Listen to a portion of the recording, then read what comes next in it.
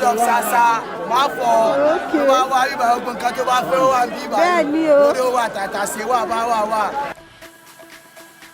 This is Sasa Market in 2020. And this is Sasa Market now. Sasa Market jẹ́ ọjà tí wọ́n ti ń ta àlùbọ́sà àti ata tó tóbi jù ní Southwest. Bẹ́ẹ̀ ni àwọn èèyàn sì máa ń wá láti Èkó, Ọ̀ṣun, Abeokuta, Èkìtì láti wá ra ata àti àlùbọ́sà ní ibí yìí.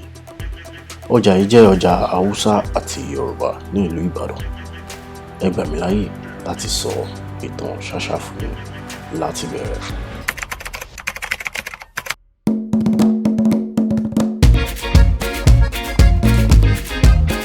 Nígbà mìíràn mo máa ń yẹra mi lẹ́ẹ̀kan pé ṣé lóòótọ́ Ìbàdàn ẹ̀ náà bí mi sí ṣá.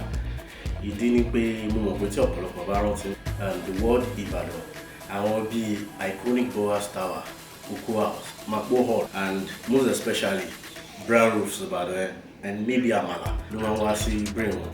But Ibadan is more than that. And ara àwọn nǹkan tí Ibadan fi jù bẹ́ẹ̀ lọ náà ni nǹkan tá a máa sọ nínú fídíò yìí.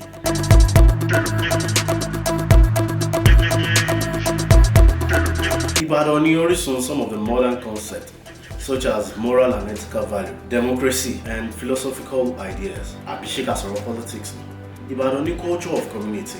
Wọ́n sì ní philosophy to the idea at the same time. Ilé tó sọ pé all for one and one for all. Màá dẹ̀ fún yín ní proof wípé bó ṣe rí ní Ìbàdàn nígbà tí wọ́n kọ́ dá Ìbàdàn sílẹ̀. Tẹ́ bá wo iconic Boas Tower dáadáa, ẹ máa rí pé wọ́n ní àwọn steps yìí, which means àwọn steps yìí ló máa fi ń communicate ní ẹni tó bá jẹ́ leader máa fi ń communicate pẹ̀lú àwọn èèyàn ẹ̀. Tẹ́ bá dẹ̀ wo Mapo Hall náà, ẹ máa rí pé wọ́n did the same thing náà. So there is this union tó sọ pé all for one and one for all, which means I am here to serve the community and the community will be at my service to manage service wọn. Àwọn nǹkan yìí ti sọnù tipẹ́tipẹ́ ní Nigerian politics, okay? Ọ̀rọ̀ Nàìjíríà kọ́ là ń sọ. Àwọn nǹkan wọ̀nyí ti sọnù ní Ìbàdàn politics tipẹ́tipẹ́ and mo sì rò pé nǹkan ti yí padà báyìí. Mo lérò pé ó yẹ kẹ́ bí mi pé kí ni mo rí tí mo fi sọ nǹkan tí mo sọ yìí. Mo dẹ̀ nígbàgbọ́ pé ẹ̀yin náà gbàgbé wípé Ìbàdàn ló ní population ṣìkẹta lẹ́yìn Lagos and Kano. Ìbàdàn ló tún kàn. Bẹ́ẹ̀ ni Ìbàdàn sì ti produce oríṣiríṣi billionaires ní sẹ́yìn àti lọ́wọ́lọ́wọ́ báyìí. Àwọn bíi Àkàndé, Kọ́lá Dáìsí, and bíi Seyi Makinde. Speaking of Seyi Makinde is the current governor of Oyo State. Bẹ́ẹ̀ ni mo wà privileged láti wà níbi tí wọ́n ti distribute 100 vehicles fún àwọn Àmọ̀tẹ́kùn recently.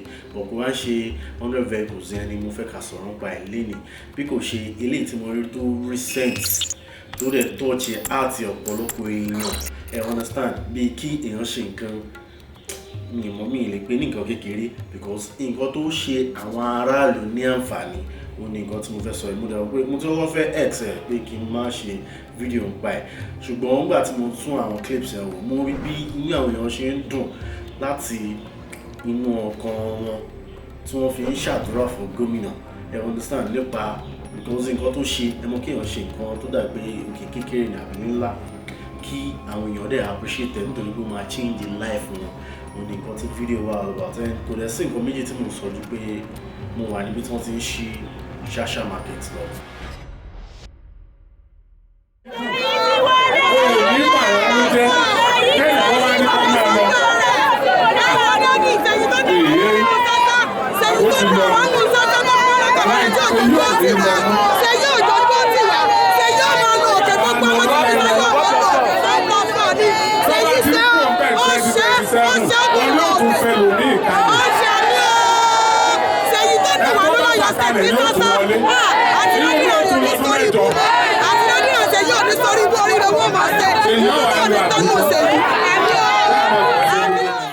Okay, just in case the Ramoit on Sasa Market. Sasa Market is one of the oldest pepper markets in the Southwest, which means Ọjà Ata on the Sasa Market.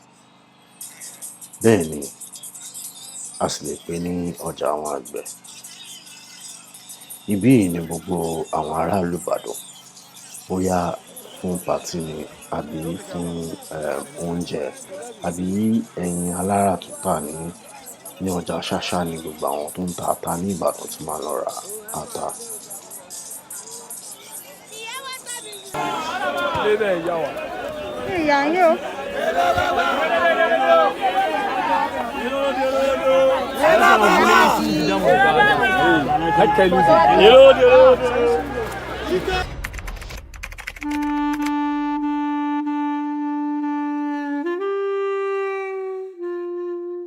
Ìjà bẹ̀rẹ̀ láàrin Yorùbá àti àwọn Hausa tó ń tajà nínú ọjà yìí.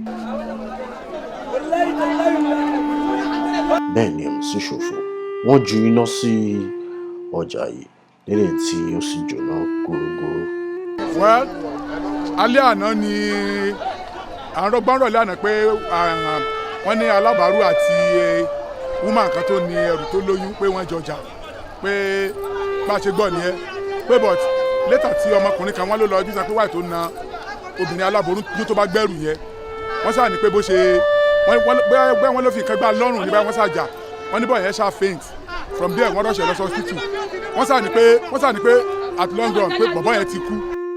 We are not interested in who initiated the argument or even the fight or who is to be blamed. The most important purpose for making this video is to inform us that Sasa market has been restored to an ultra-modern market in 10 months.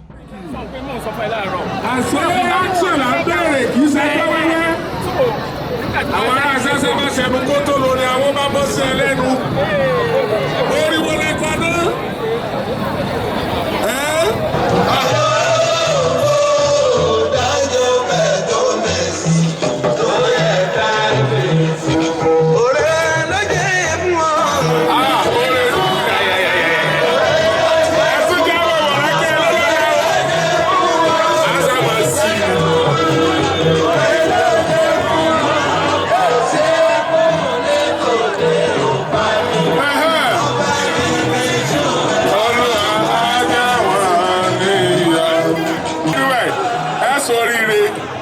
Another information.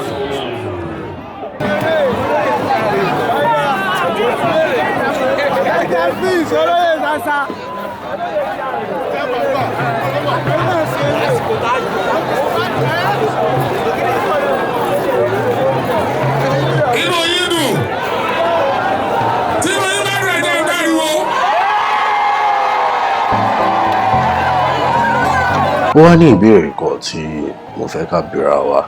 Is he doing all this for votes? Èmi ò rò pé bẹ́ẹ̀ ni. Ṣùgbọ́n mo fẹ́ mọ nǹkan tẹ́yin bá rò ní comment section.